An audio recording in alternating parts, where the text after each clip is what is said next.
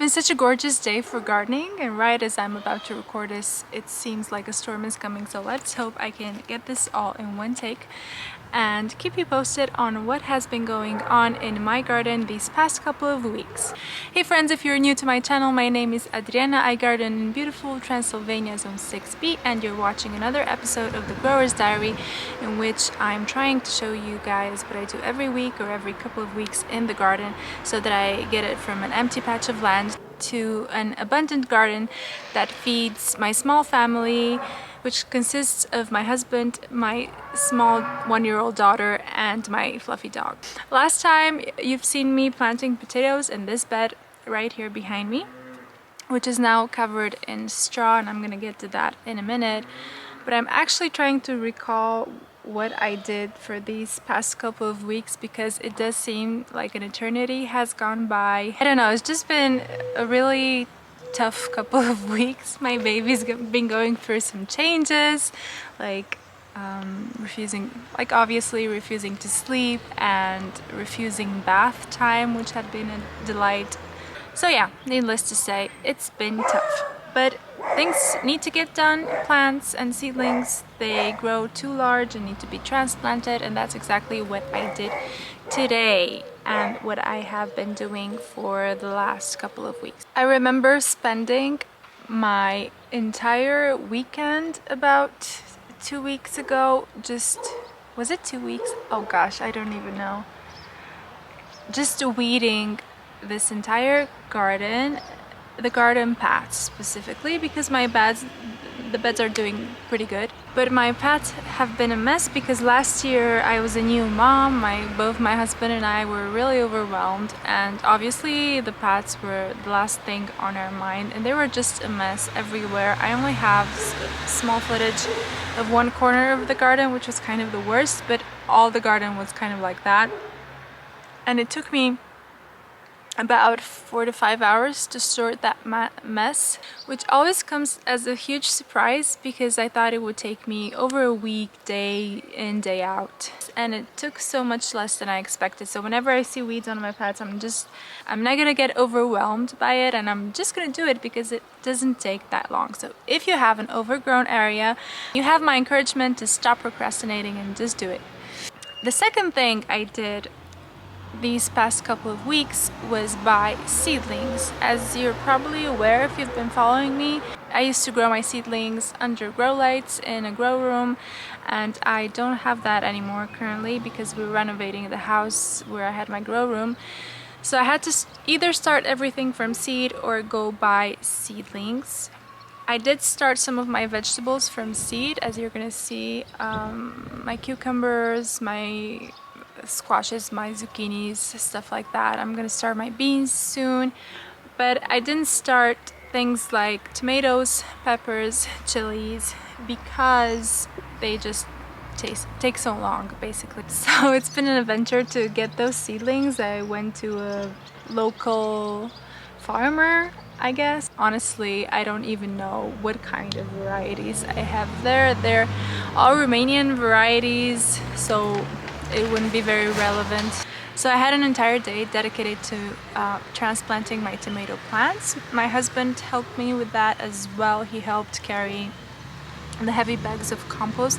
I did spread a bit of manure on top of the beds because it kind of seemed to me like the beds were dry and depleted of nutrients, as I've also grown tomatoes in them last year as well. I know that's not ideal, but I already have this vertical structure in place, and I wanted to use that this year as well. So we spread the manure. Now the manure comes with a ton of weeds, as you can probably see.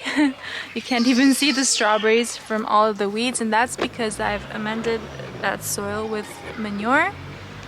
And the soil under my tomato plants would look like that as well soon if I hadn't added straw to them. Hopefully the straw doesn't bring along even more seeds. It's my first year using straw as mulch, so we're gonna see how that works out. So the next thing I did was plant my tomatoes. This is pretty straightforward. If you've never done this before, you prune the leaves that are closest to the roots and bury the tomato really deep as you can. And the key to beautiful tomatoes is watering and keeping them constantly moist, which is really hard to do here. We have very wet springs and winters, but the summers are just scorching hot and dry. So for this year, because I didn't want to weed, and B, because I didn't want to water every single day, I decided to mulch most of my garden with straw. So the next step was to add straw to my tomatoes.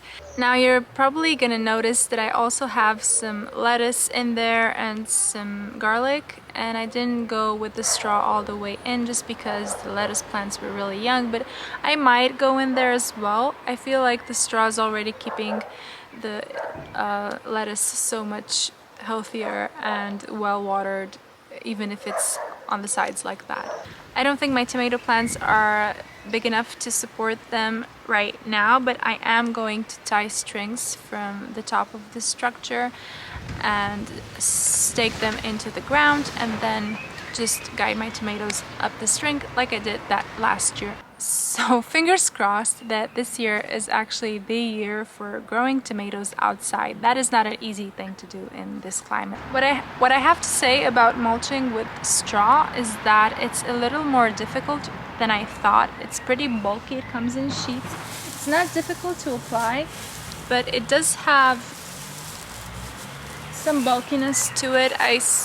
I saw somebody on YouTube mow it over, but we don't have a mower, so you can get that fine mulch type thing. And we might do that in the future, I don't know. But for now, for this year, I'm really curious if I'm gonna see any wheat or other grains popping out as volunteers because of the straw mulch. I really hope that's not the case. This has already been on for about 10 days to 2 weeks almost, and there are only potatoes growing from it, so we'll see. Today I planted out my flowers. I was low on space in my low tunnel, so I started all my flowers into pots, just bulk sown them everywhere, and fortunately they didn't get leggy because they grew really fast and didn't get the chance to compete with each other. So today I have transplanted cosmos, sunflower, zinnias, and some nasturtiums, honestly directly in the path because my paths are mulched with sawdust and the ground underneath is compacted, but it's pretty moist. So I'm just gonna see what happens. My plan is to get those nasturtium plants to climb over the fences right in the areas where I'm going to have beans growing, so they act as a trap crop for aphids. So I'm not an expert in flowers by any stretch of the imagination. It's only my second to third year of growing them, but I know about cosmos that it's not as pretentious about soil as other flowers, and where I planted my cosmos I actually have very heavy clay soil, and it was hard even getting them in the ground. So I planted cosmos over there, some sunflowers that I think are going to look really well behind the border of cosmos that I planted, some zinnias in a spot near my raspberries where I've had them a couple of years ago and they were looking great every single time I opened the windows and looked over there.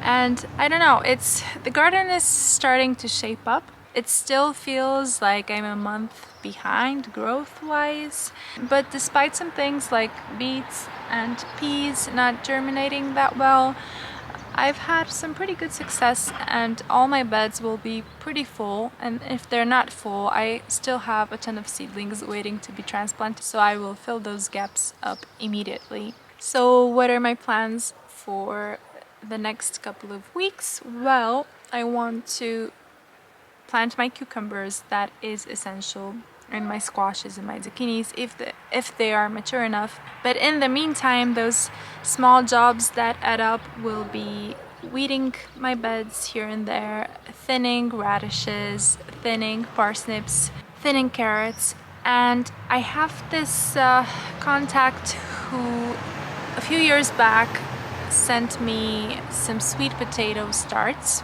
I am betting on root crops as always, because root crops are what get us through the winter. Root crops and squash.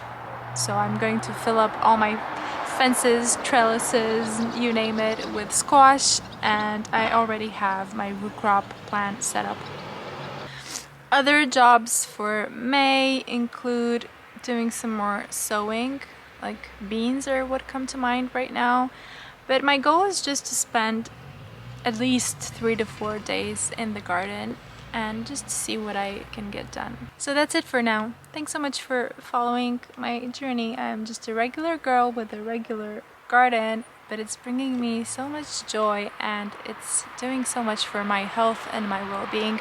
And I really hope that you get to experience the same thing in your garden. Until next time, have a lovely, lovely week, and I'll see you soon.